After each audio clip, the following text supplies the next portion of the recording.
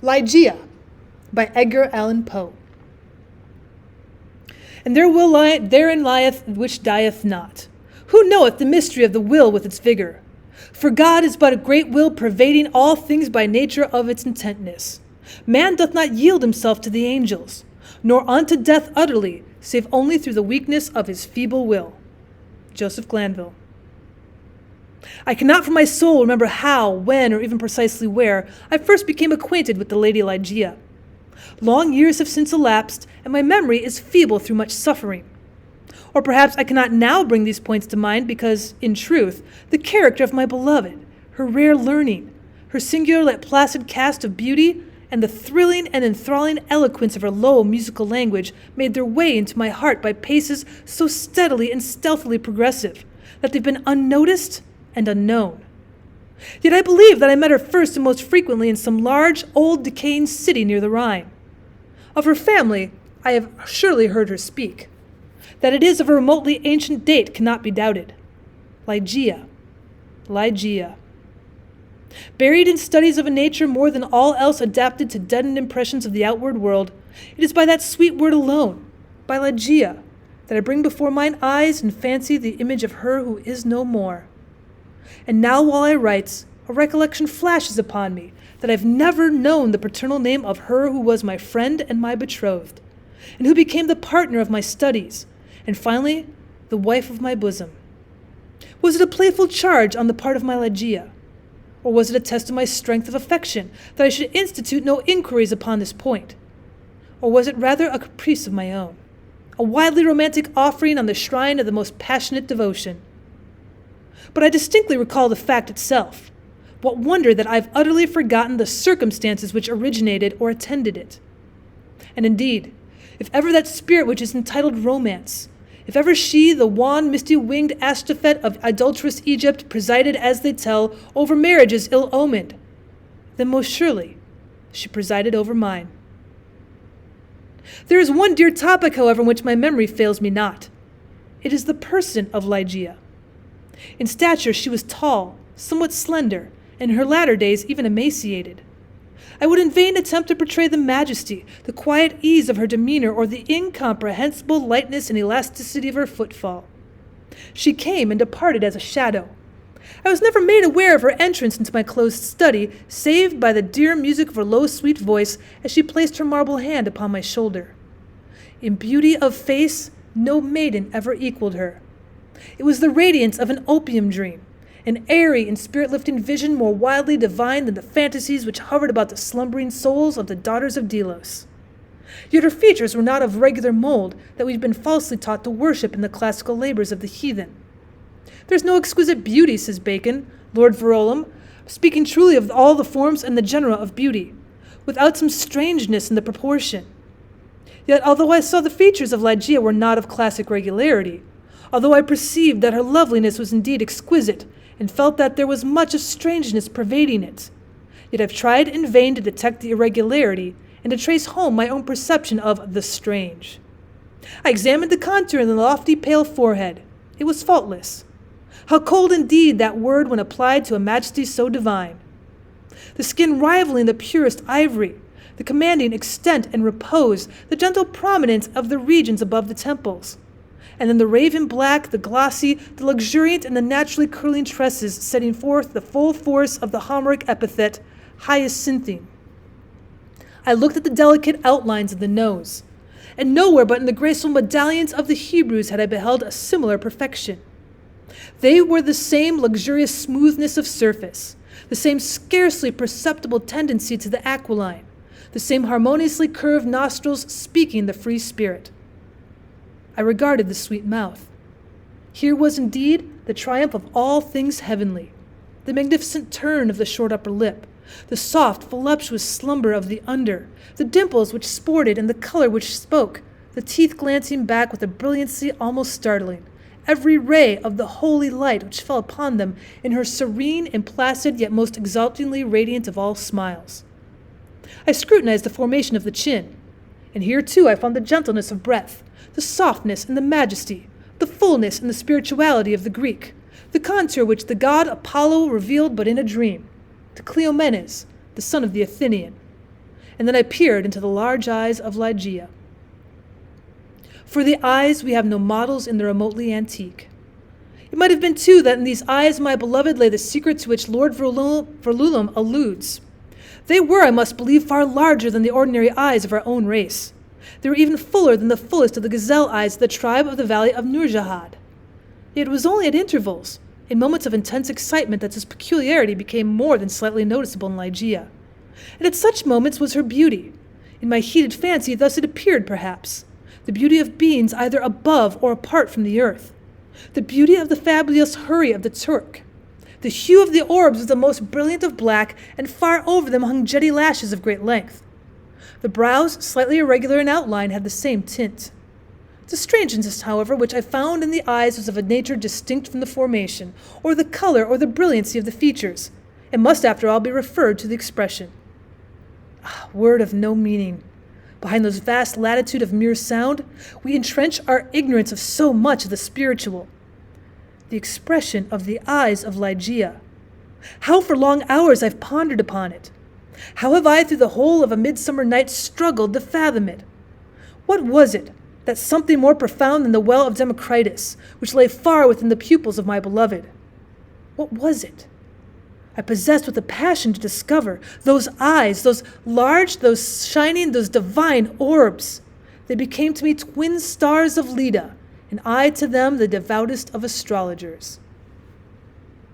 There is no point among the many incomprehensible anomalies of the science of mind more thrillingly exciting than the fact, never, I believe, noticed in the schools, than our endeavors to recall to memory something long forgotten. We often find ourselves upon the very verge of remembrance, without being able in the end to remember. And thus how frequently in my intense scrutiny of Ligeia's eyes I felt approaching the full knowledge of their expression, felt it approaching, yet not quite be mine, and so at length entirely depart. And strange, O strangest mystery of all, I found in the commonest objects of the universe a circle of analogies to that expression. I mean to say that subsequently to the period when Ligeia's beauty passed into my spirit, there dwelling as in a shrine, I derived from many existences in the material world a sentiment such as I felt always around within me, by her large and luminous orbs. Yet not the more could I define that sentiment or analyze, or even steadily view it. I recognized it, let me repeat, sometimes in the survey of a rapidly growing vine, in the contemplation of a moth, a butterfly, a chrysalis, a stream of running water. I felt it in the ocean, in the falling of a meteor. I felt it in the glances of unusually aged people. And there are one or two stars in heaven, one especially a star of the 6th magnitude, double and changeable, which to be found near the large star in Lyra, in a telescopic scrutiny of which I've been made aware of the feeling. I have been filled with it by certain sounds from stringed instruments, and not unfrequently by passages from books. Among innumerable other instances, I well remember something in a volume of Joseph Glanville, which, perhaps merely from its quaintness, who shall say, never failed to inspire me with the sentiment, and the will therein lieth which dieth not. Who knoweth the mysteries of the will with its vigor? For God is but a great will prevailing all things by nature of its intentness. Man doth not yield him to the angels, nor unto death utterly, save only through the weakness of his feeble will. Length of years and subsequent reflection have enabled me to trace, indeed, some remote connection between the passage in English moralists and a portion of the character of Ligeia. An intensity in thought, action, or speech was possibly in her a result, or at least an index of that gigantic volition which during our long intercourse failed to give other and more immediate evidence of its existence. Of all the women whom I've ever known, she, the outwardly calm, the ever-placid Ligeia, was the most violently a prey to the tumultuous vultures of stern passion. And of such passion I could form no estimate, save by the miraculous expansion of those eyes which at once so delighted and appalled me, by the almost magical melody, modulation, distinctness, and placidity of her very low voice, and by the fierce energy, rendered doubly effective by contrast with her manner of utterance, in the wild words which she habitually uttered. I have spoken of the learning of Ligeia. It was immense, such as I have never known in woman.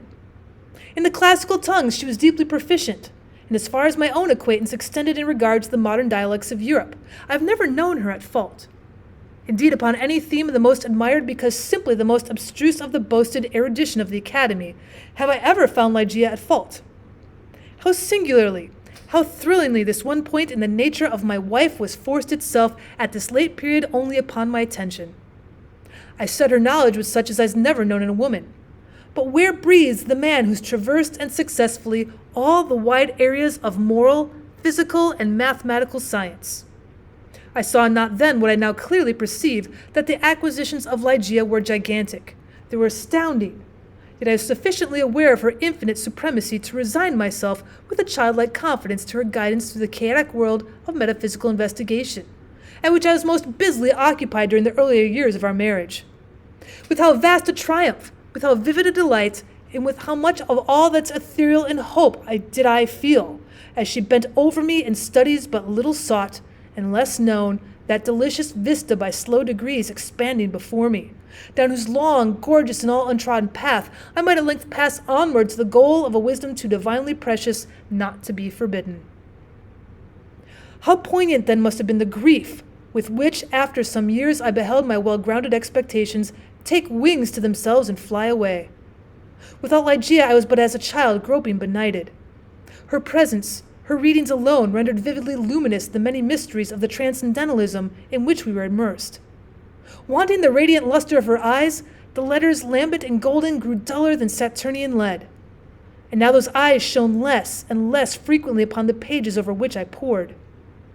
Ligeia grew ill. The wild eyes blazed with a too glorious effulgence. The pale fingers became of the transparent waxen hue of the grave, and the blue veins upon the lofty forehead swelled and sank impetuously with the tides of the most gentle emotion. I saw that she must die, and I struggled desperately in spirit with the grim Azrael. And the struggles of the passionate wife here were, to my astonishment, even more energetic than my own. There had been much in her stern nature to impress me with the belief that to her death would have come without its terrors, but not so. Words are impotent to convey any just idea of the fierceness of resistance with which she wrestled with the shadow. I groaned in anguish at the pitiable spectacle. I would have soothed, I would have reasoned, but in the intensity of her wild desire for life, but for life, solace and reason were alike the uttermost of folly. Yet not until the last instance, amid the most convulsive writhings of her fierce spirit, was shaken the external placidity of her demeanor. Her voice grew more gentle, grew more low, yet I would not wish to dwell upon the wild meaning of the quietly uttered words. My brain reeled as I hearkened entranced to a melody more than mortal, to assumptions and aspirations which mortality had never before known. That she loved me I should not have doubted, and I might have been easily aware that in a bosom such as hers, love would have reigned no ordinary passion. But in death only was I fully impressed with the strength of her affection. For long hours detaining my hand would she pour out before me the overflowing of a heart whose more than passionate devotion amounted to idolatry. How had I deserved to be so blessed by such confessions? How had I deserved to be so cursed with the removal of my beloved in the hour of my making them? But upon this subject I cannot bear to dilate. Let me say only that in Ligeia's more than womanly abandonment to a love, alas, all unmerited, all unworthily bestowed, I at length recognized the principle of her longing, with so wildly earnest a desire for the life which was now fleeting so rapidly away. It is this wild longing, it is this eager vehemence of desire for life, but for life, that I have no power to portray, no utterance capable of expressing. At high noon of the night in which she departed, beckoning me peremptorily to her side, she bade me repeat certain verses composed by herself not many days before. I obeyed her. They were these: Lo, 'tis a gala night within the lonesome latter years. An angel throng, bewinged, bedight in veils and drowned in tears, sit in a theater to see a play of hopes and fears, while the orchestra breathes fitfully the music of the spheres. Mimes in the form of God on high mutter and mumble low, and hither and thither fly, mere puppets they, who come and go, at bidding of vast formless things that shift the scenery to and fro, flapping from their condor wings invisible woe. That motley drama, oh, be sure it shall not be forgot, with its phantom chased forevermore by a crowd that sees it not, though through a circle that ever returneth into the self-same spot, and much of madness and more of sin and horror the soul of the plot. But see amid the mimic rout a crawling shape intrude, a blood-red thing that writhes from out the scenic solitude. It writhes with mortal pangs, the mimes become its food, and the seraphs sob at vermin fangs, its human gore imbued. Out are the lights, out all, and over each quivering form, a curtain, funeral pall, comes down with the rush of a storm. And the angels, all pallid and wan, uprising, unveiling, affirm that the play is the tragedy, man, and its hero, the conqueror worm. "Oh God!" half-shrieked Ligeia, leaping to her feet and extending her arms aloft with a spasmodic movement, as I made an end of these lines. "O God! O Divine Father! Shall these things be undeviatingly so? Shall this conqueror be not once conquered? Are we not part and parcel in thee? Who knoweth the mysteries of the will with its vigor? Man doth not yield him to the angels, nor unto death utterly, save only through the weakness of his feeble will." And now, as if exhausted with emotion, she suffered her white arms to fall and returned solemnly to her bed of death. And as she breathed her last sighs, there came mingled with them a low murmur from her lips. I bent to give them my ear, and distinguished again the concluding words of the passage in Glanville. "Man doth not yield him to the angels, nor unto death utterly, save only through the weakness of his feeble will." She died, and I, crushed to the very dust with sorrow, could no longer endure the lonely desolation of my dwelling in the dim and decaying city by the Rhine. I had no lack of what the world calls wealth. Ligeia had brought me far more, very far more, than ordinarily falls to the lot of mortals. After a few months, therefore, of weary and aimless wandering, I purchased and put in some repair an abbey, which I shall not name, in one of the wildest and least frequented portions of fair England. The gloomy and dreary grandeur of the building, the almost savage aspect of the domain, the many melancholy and time-honored memories connected with both, had much in unison with the feelings of utter abandonment which had driven me into that remote and unsocial region of the country. Yet although the external abbey, with its verdant decay hanging about it, suffered but little alteration, I gave way with a childlike perversity, and perchance with a faint hope of alleviating my sorrows, to a display of more than regal magnificence within. For such follies even in childhood I had imbibed a taste, and now they came back to me as if the dotage of grief. Alas, I feel how much even of incipient madness might have been discovered in the gorgeous and fantastic draperies, the solemn carvings of Egypt, in the wild cornices and furniture, in the bedlam patterns of the carpets of tufted gold. I'd become a bound slave in the trammels of opium, and my labors and my orders had taken a coloring from my dreams. But these absurdities I must not pause to detail. Let me speak only of that one chamber, ever accursed, whither in a moment of mental alienation I led from the altar as my bride, as the successor of the unforgotten Ligeia, the fair-haired and blue-eyed Lady Rowena Trevanion of Tremaine. There's no individual portion of the architecture and decoration of that bridal chamber which is not visibly before me. Where were the souls of the haughty family of the bride when, through thirst of gold, they permitted to pass the threshold of an apartment so bedecked, a maiden and a daughter so beloved? I have said that I minutely remember the details of the chamber, yet am sadly forgetful on topics of deep moment. And here there was no system, no keeping in the fantastic display to take hold upon memory. The room lay in a high turret of castellated abbey, was pentagonal in shape and of capacious size. Occupying the whole southern face of the pentagonal was a sole window, an immense sheet of unbroken glass from Venice, a single pane and a tint of leaden hue, so that the rays of either the sun or the moon passing through it fell with a ghastly luster on the objects within. Over the upper portion of this huge window extended the trellis work of an aged vine, which clambered up the massy walls of the turret. The ceiling of gloomy-looking oak was excessively lofty, vaulted and elaborately fretted with the wildest, most grotesque specimens of semi-Gothic, semi-Druidical device.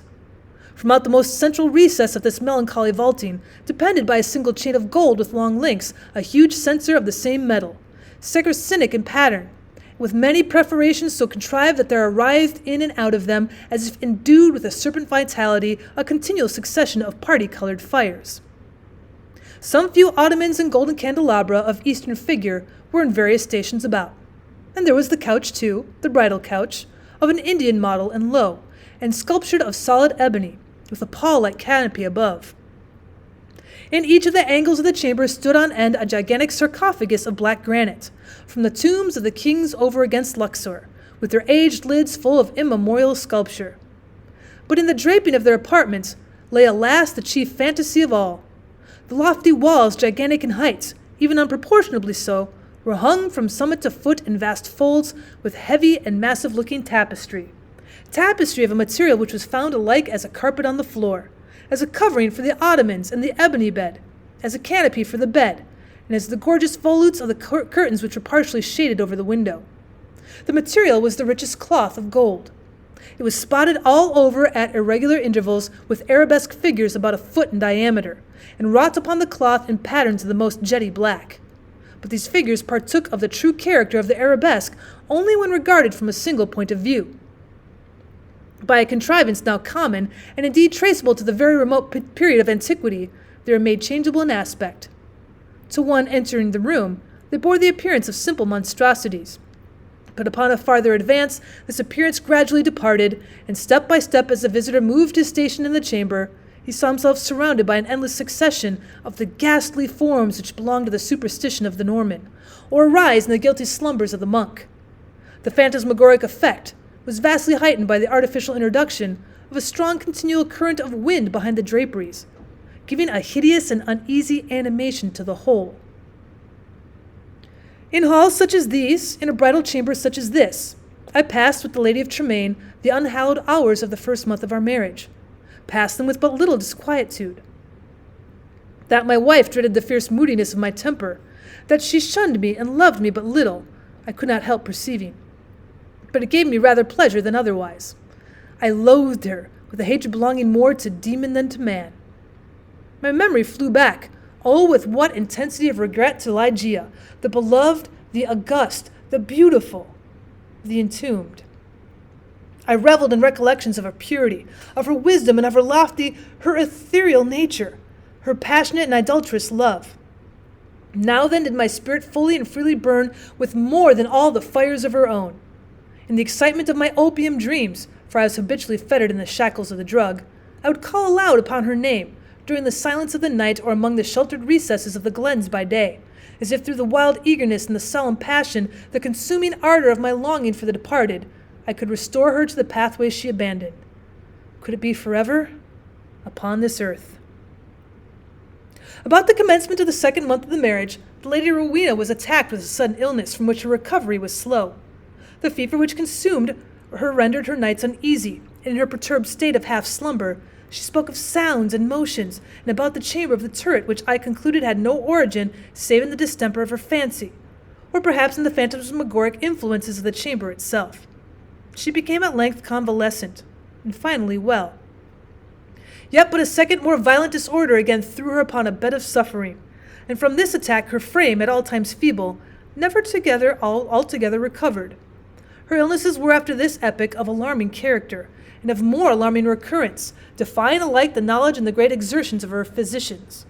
With the increase of the chronic disease which had thus apparently taken too sure a hold upon her, it would be eradicated by human means, I could not fail to observe a similar increase in the nervous irritation of her temperament, and her excitability by trivial causes of fear.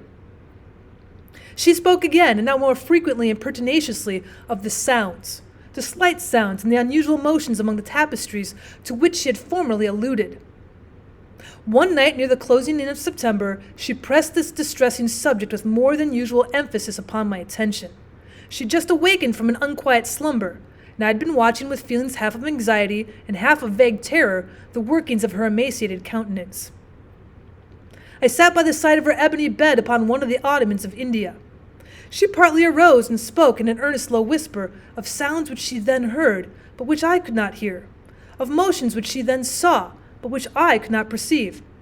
The wind was rushing hurriedly behind the tapestries, and I wished to show her, but let me confess that I could not all believe, that those almost inarticulate breathings and those very gentle variations of the figures upon the wall were but the natural effects of that customary rushing of the wind. But a deadly pallor overspreading her face had proved to me that my exertions to reassure her would be fruitless. She appeared to be fainting, and no attendants were within call. I remembered where it was deposited a decanter of light wine which had been ordered by her physicians, and hastened across the chamber to procure it. But as I stepped beneath the light of the censer, two circumstances of a startling nature attracted my attention. I'd felt that some palpable although invisible object had passed lightly by my person, and I saw that there lay upon the golden carpet in the very middle of the rich luster thrown from the censer a shadow, a faint, indefinite shadow of angelic aspect, such as might be fancied for the shadow of a shade. But I was wild with the excitement of an immoderate dose of opium, and heeded these things but little, nor spoke of them to Rowena. Having found the wine, I recrossed the chamber, and poured out a gobletful which I held to the lips of the fainting lady. She had now partially recovered, however, and took the vessel herself, while I sank upon an ottoman near me with my eyes fastened upon her person. It was then that I became distinctly aware of a gentle footfall upon the carpet and near the couch, and in a second thereafter, as Rowena was in the act of raising the wine to her lips, I saw, or may have dreamed that I saw, fall within the goblet as if from some invisible spring in the atmosphere of the room, 3 or 4 large drops of a brilliant and ruby-colored fluid. This I saw, not so Rowena. She swallowed the wine unhesitatingly, and I forbore to speak to her of a circumstance which must, after all, I considered, have been put to the suggestion of a vivid imagination, rendered morbidly active by the terror of the lady, by the opium, and by the hour. Yet I cannot conceal it from my own perception that immediately subsequent to the fall of the ruby drops, a rapid change for the worse took place in the disorder of my wife, so that on the 3rd subsequent night the hands of her menials prepared her for the tomb, and on the 4th I sat alone with her shrouded body, in that fantastic chamber which had received her as my bride. Wild visions, opium engendered, flitted shadow-like before me. I gazed with unquiet eye upon the sarcophagi in the angles of the room, upon the varying figures of the drapery, and upon the writhing of the party-colored fires of the censer overhead. My eyes then fell as I called to mind the circumstances of a former night to the spot beneath the glare of the censer where I had seen the faint traces of the shadow. It was there, however, no longer, and breathing with greater freedom, I turned my glances to the pallid and rigid figure upon the bed.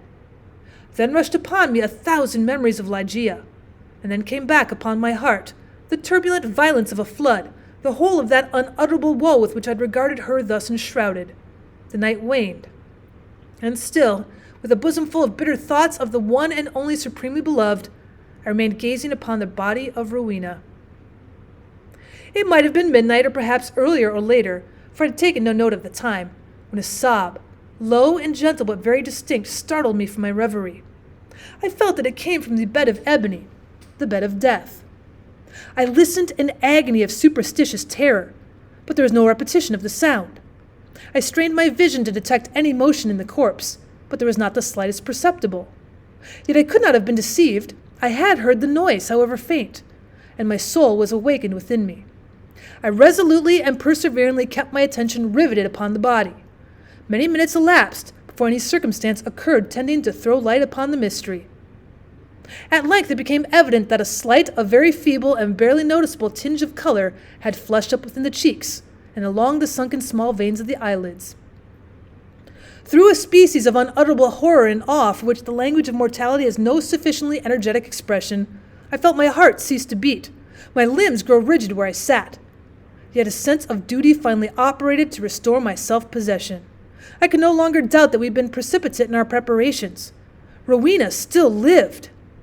It was necessary that some immediate exertion be made, yet the turret was altogether apart from the portion of the abbey tenanted by the servants.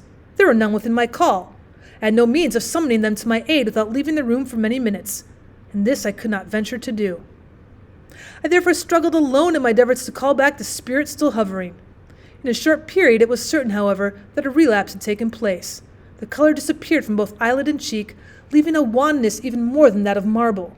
The lips became doubly shriveled and pinched up in the ghastly expression of death. A repulsive clamminess and coldness overspread rapidly the surface of the body, and all the usual rigorous stiffness immediately supervened. I fell back with a shudder upon the couch from which I had been so startlingly aroused, and again gave myself up to passionate waking visions of Ligeia. An hour thus elapsed, when could it be possible? I was a second time aware of some vague sound issuing from the region of the bed. I listened in extremity of horror. The sound came again. It was a sigh. Rushing to the corpse, I distinctly saw a tremor upon the lips. In a minute afterward they relaxed, disclosing a bright line upon the pearly teeth. Amazement now struggled in my bosom with the profound awe which had hitherto reigned there alone.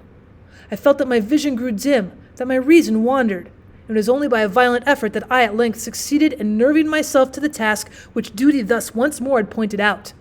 There is now a partial glow upon the forehead and upon the cheek and throat. A perceptible warmth pervaded the whole frame. There is even a slight pulsation at the heart. The lady lived, and with redoubled ardor I betook myself to the task of restoration. I chafed and bathed the temples and the hands and used every exertion which experience and no little medical reading could suggest. But in vain. Suddenly the color fled, the pulsation ceased, the lips resumed the expression of the dead, and in an instant afterward the whole body took upon itself the icy chilliness, the livid hue and the tense rigidity, the sunken outline and all the loathsome peculiarities of that which has been for many days a tenant of the tomb. And again I sunk into visions of Ligeia, and again, what marvel that I shudder while I write, again there reached my ears a low sob from the region of the ebony bed. But why shall I minutely detail the unspeakable horrors of that night? Why shall I pause to relate how time after time, until near the period of the grey dawn, this hideous drama of revivification was repeated? How each terrific relapse was only into a sterner and apparently more irredeemable death? How each agony wore the aspect of a struggle with some invisible foe? And how each struggle was succeeded by I know not what of wild change in the personal appearance of the corpse? Let me hurry to a conclusion. The greater part of the fearful night had worn away, and she who had been dead once again stirred, and more vigorously than hitherto, although arousing from a dissolution more appalling in its utter hopelessness than any. I had long ceased to struggle or to move, and remained sitting rigidly upon the ottoman, a helpless prey to a whirl of violent emotions, of which extreme awe was perhaps the least terrible and the least consuming. The corpse, I repeat, stirred, and now more vigorously than before. The hues of life flushed up with unwonted energy into the countenance. The limbs relaxed, and save that the eyelids were yet pressed heavily together, and that the bandages and draperies of the grave still imparted their charnel character to the figure, I might have dreamed that Rowena had indeed shaken off utterly the fetters of death.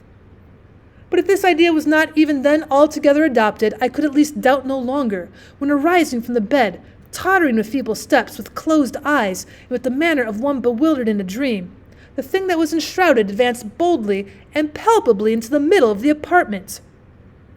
I trembled not. I stirred not. For a crowd of unutterable fancies connected with the air, the stature and the demeanor of the figure, rushing hurriedly through my brain, had paralyzed and had chilled me into stone. I stirred not, but gazed upon the apparition. There was a mad disorder in my thoughts, a tumult unappeasable. Could it indeed be the living Rowena who confronted me? Could it indeed be Rowena at all, the fair-haired, the blue-eyed Lady Rowena Trevenant of Tremaine? Why should I doubt it? The bandage lay heavily about the mouth, but then it might not be the mouth of the breathing Lady of Tremaine. And the cheeks?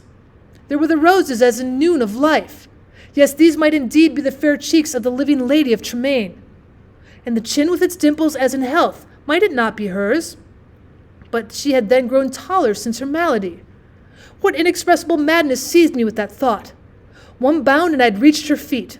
Shrinking from my touch, she let fall from her head, unloosened the ghastly cerements which had confined it, and there streamed forth into the rushing atmosphere the chamber huge masses of long and disheveled hair. It was blacker than the raven wings of midnight. And now slowly opened the eyes of the figure which stood before me.